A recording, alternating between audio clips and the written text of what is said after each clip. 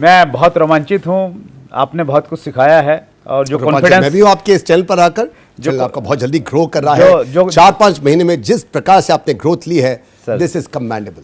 Thank you so much. 1 जनवरी से हमने start किया है सर। अच्छा, हाँ बिल्कुल। 1 जनवरी का मतलब है अभी तो 4.5 महीने भी नहीं हुए। ग्रेट। 4.25 महीने। ये मैं सर्टिफिकेट्स तो सारे लेके आया हूँ ताकि आप अपने स्टूडेंट पे फकर कर सकें।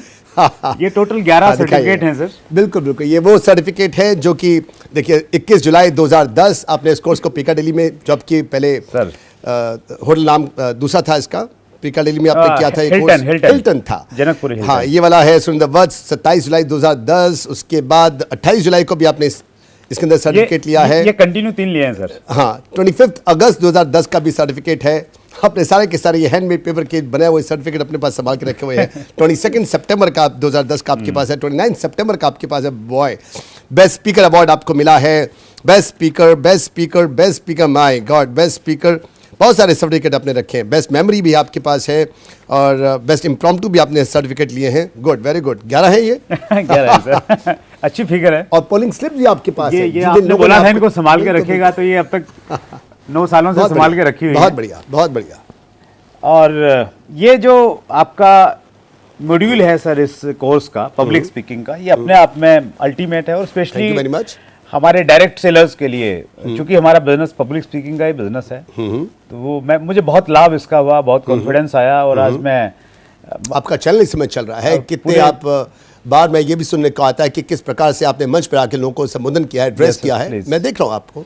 एक प्रोग्राम था हम लोगों ने रेवाड़ी में किया था सर, उसमें 1.5 लाख से ज़्यादा लोग थे। अच्छा, ओके। और आपने उसका एड्रेस किया था? मैंने एड्रेस किया था। I was MC. मैं आपको बता दूं, मैं करीब 19 साल से मैं ट्रेनिंग दे रहा हूं। कितनी बार ऐसा हुआ कि मैंने स्टेडियम में आके मैंने लोगों को संबोधन किया है। 5,000, 10,000, 15,000, 20,000 इज द लिमिट। 1.5 लाख तो मैं भी नहीं अचीव कर पाया। वाह, वंडरफुल। क्या बात है, थैंक यू, बहुत बढ़िया, थैंक यू सर।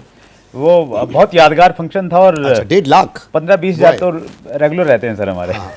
बहुत बढ़िया, बहुत बढ़िया। दैट्स ग्रेट सर, बहुत बढ़िया सर। अपनी थोड़ी सी चूंकि हम लोग जब अपनी बैकग्राउंड के बारे में बताते हैं, थोड़ा एक रिलेशन डेवलप होता है, तो अपनी बैकग्राउंड के बारे में हमारे व्यूअर्स के साथ में आप बताइए सर, कुछ साझा कीजिए कुछ चीज़ें। बैकग्राउंड बताना चाहूँगा कि मैं इस समय 19 साल से मैं ट्रेनिंग दे रहा हूँ। इसके अलावा मेरा बैकग्राउंड ये है कि मैं ट्रेनर हूँ 19 साल से। इससे पहले मैं एक फैशन डिज़ाइनर था। अच्छा। हाँ, I was manufacturing garments and I was supplying to 16 states of India. Okay. 1989 से दिसंबर 2003 तक। उससे पहले I was running a factory of corrugated boxes in Samaypur Badli industrial area. Okay. 1986 से 89 तक। उससे पहले मैं पुश्तैनी काम के अंदर, जो कि आज भी है, मेरे ब्रदर मेरे फादर वहाँ जाते हैं, खारी बौली के अंदर, केमिकल्स मिनरल्स का। तो वहाँ पे मैं 2-3 साल तक था। उससे पहले मैं स्टूडेंट था, मैंने स्कूलिंग की है। अब मैं स्कूल गया हूँ। ओके। स्कूल गया हूँ, मैंने बीकॉम की है, मैंने एमकॉम भी की है। मैं आपको बताऊंगा कि मुझे इंग्लिश आती नहीं थी और मैं फर्स्ट में 6 में 10 में फेल भी हुआ हूँ। इंग्लिश के कारण से फेल हुआ हूँ, 3 बार ही फेल हुआ हूँ।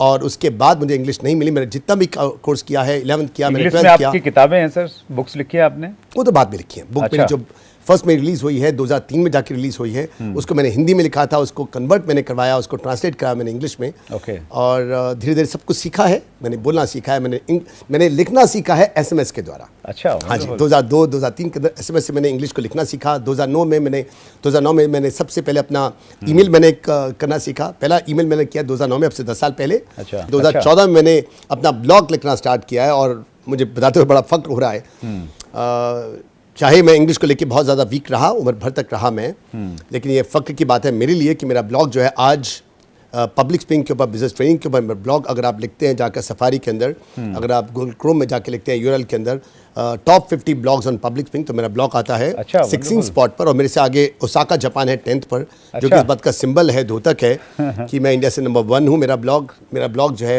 एशिया में नंबर 2 है, वर्ल्ड में 16 रैंक कर रहा है। यूट्यूब चैनल भी आपका बहुत अच्छा ग्रो कर रहा है। हाँ, यूट्यूब चैनल पे तो है। यूट्यूब चैनल के ऊपर मेरे करीब अब तक 1,40,00,000 लोग मेरी वीडियोस को वॉच कर चुके हैं और करीब 5.25 लाख के करीब सब्सक्राइबर्स हैं उसके अंदर। That's great, that's great, wonderful. आपका जो बैकग्राउंड रहा सर, वो ट्रेडिशनल बिजनेस से रहा और एज ए ट्रेनर आना, तो ये कैसे रूपांतरण हुआ? बिल्कुल लाइन ही चेंज कर दी आपने?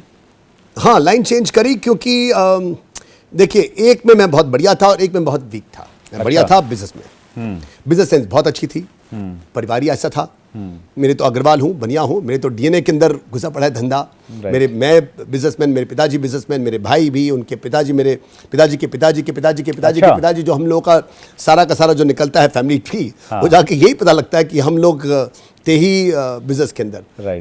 कई पुश्तों से हम लोग बिजनेस में थे, तो मेरे तो डीएनए में है। तो मैंने तो धंधा ही देखा है शुरू से लेकर अभी तक। और क्योंकि मेरी स्ट्रेंथ थी, जैसे गारमेंट्स के बिजनेस को मैंने अपने ऑल ओवर इंडिया में मैंने संभाल के रखा हुआ था, तो वो मेरी स्ट्रेंथ थी। तो वो मेरी स्ट्रेंथ थी, तो अपनी स्ट्रेंथ को मैंने एक कोर्स में तब्दील कर दिया। जब मैं ट्रेनर बना 21 में 2000 के अंदर, तो मैंने उसको एक कोर्स की तरह मैंने लोगों के सामने रखा कि भाई मैंने सालों तक अपने बिजनेस को स्केल किया है, बहुत बढ़िया किया है, मैंने उतार देखे हैं, मैंने चढ़ाव देखे हैं, और इन बातों का मैं अपने चैनल के अंदर, यूट्यूब चैनल के अंदर मैंने जिक्र भी किया है। तो जो मैंने सीखा मैं आपको सिखा सकता हूँ। ठीक है, तो एक मेरी स्ट्रेंथ थी, दूसरी मेरी वीकनेस थी। जैसे मैंने आपको बताया, मुझे इंग्लिश आती नहीं थी, मैं बिजनेसमैन था लेकिन बहुत घबराया हुआ, बहुत ही इंट्रोवर्ट था मैं, टंग टाइट था, कॉन्फिडेंस नहीं था, इंग्लिश नहीं आती थी, धंधे में बहुत बढ़िया था, लोगों से बात करते हुए घबराहट। अच्छा, आपको बताता हूं, मैं 1991 की बात है, मैंने एक फैशन शो में पार्टिसिपेट किया। अच्छा, सूरत सॉफ्टवेयर के अंदर ये फैशन शो था, और मेरे सारे के सारे जो डिजाइनर थे, इन लोगों ने रैंप पे जाके अपने मेरे गारमेंट्स होते हैं वो डिस्प्ले करने थे, और मुझे ये भी पता था कि डिजाइनर को भी रैंप पे जाना होगा, and he will have to take a बाउ।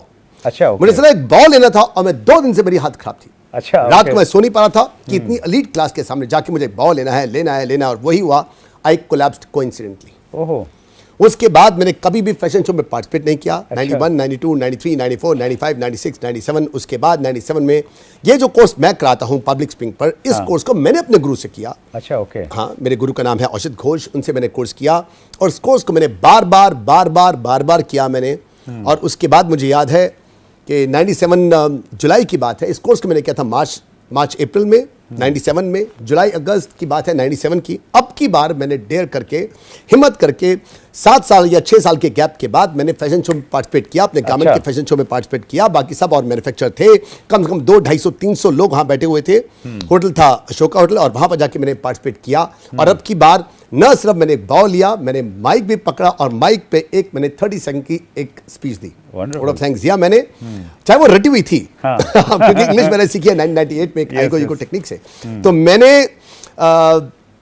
मेरे लिए बहुत बड़ी बात थी कि मैंने माइक लेकर इंग्लिश में बोल रहा हूं 1997 के अंदर, ये बहुत बड़ी बात थी। तो क्या हुआ, मैं जो इंट्रोवर्ट था, मैं एकदम अपने लाइफ को चेंज कर पाया। और जब मैं चेंज करता गया, मैं समझ गया कि किस प्रकार से मुझे मुश्किलें आई हैं सालों तक, किस ढंग से मैंने अपने आप को चेंज किया है, एक कोर्स के द्वारा, एक तरीके के द्वारा, एक टेक्निक के द्वारा। उन सब को बार बार कर करके मैं इतना एक्सपर्ट हो गया कि मैंने अपने आप को सोचा कि जब मैं अपनी लाइफ को चेंज कर सकता हूं, तो क्यों ना मैं उन सब लोगों को लाइफ को चेंज करूं जो लोग बिल्कुल मेरी तरह रह चुके हैं। तो मैंने बिल्कुल यही किया। मैंने जब अपने आप को लॉन्च किया, तो एक जो मेरी स्ट्रेंथ थी मैंने उसको अपना कोर्स बना लिया, और एक जो मेरी वीकनेस थी उसको मैंने अपना कोर्स बना लिया। उसको मैंने जैसे टर्न किया, और बिजनेस टीचिंग दोनों आपने शामिल कर ली। बिल्कुल, एग्जैक्टली, वंडरफुल। तो जैसे आपकी जिंदगी में बदलाव आया, तो ऐसे बहुत सारे उदाहरण होंगे। जब उन्होंने आपका कोर्स ज्वाइन किया, तो वो बड़े ड्रे से, सहमे से, बड़े हेजिटेट होंगे, और फिर वो बिल्कुल एकदम ऐसे सर्टिफिकेट लेके गए होंगे। होता ही है साहब, बिल्कुल होता है। बहुत सारे ऐसे लोग हैं जिनकी लाइफ बहुत ज़्यादा ट्रांसफॉर्म हुई है। मैं कहता हूँ कुछ लोग ऐसे होते होंगे जो शायद मेरे कोर्स से खुश नहीं होते होंगे, कुछ लोग हैं जो मेरे कोर्स से बहुत खुश हैं, और कुछ लोग के लिए मैं खुदा भी होऊंगा शायद जी। मैं हूँ हर एक के साथ में एक जैसा ही, लेकिन ये फ़र्क कहाँ पर है कि कुछ एक लोग नहीं कर पाते, कुछ लोग बहुत ज़्यादा करते हैं, और खुद कुछ एक के लिए तो मैं खुदा सा बन जाता हूँ। फ़र्क कहाँ पर है? मेरे ख्याल से फ़र्क है in the depth of their desire. Okay. मेरा मानना है कि जितना ज्यादा उनके अंदर डेप्थ होगी, डिजायर होगी, on the depth of their Dzire depends the swiftness of their progress. जितनी ज्यादा उनके अंदर डिजायर होगी, उतनी जल्दी उनको सक्सेस मिलती है। राइट। मैं एक जैसा हूं, मैंने आपको भी उतना ही ध्यान दिया सुरेंद्र, 2010 के अंदर जब आपने इस कोर्स को किया था, जितना मैंने आपके बैच के अंदर जो 20-25 लोग थे उनको दिया। मैंने कोई विशेष आपके साथ में नहीं किया, मैंने कोई स्टेप मदरली ट्रीटमेंट, मैंने कोई सौतेला व्यवहार कभी किसी के साथ में नहीं किया। साफ सी बात है, आप भी जानते हैं, कोई आपको मैंने एक्स्ट्रा क्लास नहीं दी। तब भी आपके लिए, आपके मन में मेरे लिए रिस्पेक्ट है, हो सकता है किसी के अंदर ना भी हो। फर्क कहां पर है? फर्क है on the depth of your desire. That's great. Surendra Vats जैसे बहुत सारे कामयाब आपके स्टूडेंट होंगे सर। हाँ बिल्कुल है, आप हैं बिल्कुल। कुछ नाम आपके जहन में आते हैं?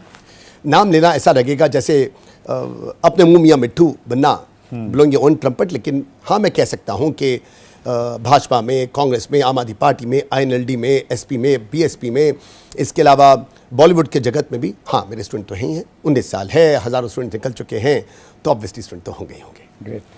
पब्लिक स्पीकिंग सर, जो व्यक्ति इस प्रोफेशन में नहीं है उसको बहुत मुश्किल लगता है लोगों के सामने आना। मुझे अच्छे से याद है, मैंने 1996 में B.Ed किया था, और B.Ed में चूंकि हमें टीचर बनना होता है तो हमारा एक पीरियड रहता था स्पेशल, जिसमें हमने स्पीच करना होता था लोगों के सामने जाके, और मैंने वो कभी अटेंड नहीं किया। इतना डर लगता था कि बस पता नहीं क्या हो जाएगा। तो क्या पब्लिक स्पीकिंग इतना मुश्किल है? बहुत मुश्किल है, बहुत आसान है। अच्छा, ये बिल्कुल वैसे ये जैसे स्विमिंग है। अगर स्विमिंग आती है बहुत आसान, नहीं आती जान जा सकती है आपकी।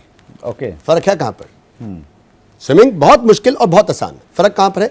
अगर नॉलेज है, अगर आप जानते हो तो बहुत आसान है, नहीं जानते, जो चीज नहीं की, जो नहीं की वो बहुत मुश्किल, बस इतना सा फर्क है। और हम देखते हैं कि जो बोलना सीख जाते हैं तो फिर वो इतना बोलते हैं कि वो रुकने का नाम नहीं लेते बहुत बार। हाँ, कहते हैं ना, वो डेल कार्नेगी ने अपने बुक के अंदर कह रखा है, वो कहते हैं कि जब तुम्हें नहीं आता स्टेज पे जाना, तो जब तुम्हें स्टेज पर पहली बार भेजा जाता है, जब तुम जाते हो पहली बार, तो तुम्हारी हालत क्या होती है? तुम्हारी हालत होती है चाबुक मार लो, लेकिन मुझे स्टेज पर मत भेजो, whip me but don't send me to the stage. और जब आप बोलना शुरू कर देते हो और आपके पास एक्सपीरियंस होता है, कई महीने हो चुके हैं और कई बार आप लोगों को संबोधन कर चुके हो, एड्रेस कर चुके हो, और तब आप स्टेज पर हो, जब कोई आपको चिट्ठी भेजे, कोई एक कागज भेजे कि भैया बाहर आ जाओ, तुम्हारा समय हो चुका है, तब तुम्हारा दिल कहता है भैया चाबुक मार लो, मजा आ रहा है इस समय, मुझे वापस मत उतारो, मुझे खींचो मत, whip me but don't take me out of the stage. तो ये ऐसा ही है साहब कि जब आपको नहीं आता तो आपको लगता है बहुत मुश्किल है, और जब आपको आता है तो आपको लगता है भैया अगर आनंद है, कोई मजा है, तो वो यहीं पर है। Wonderful, wonderful sir.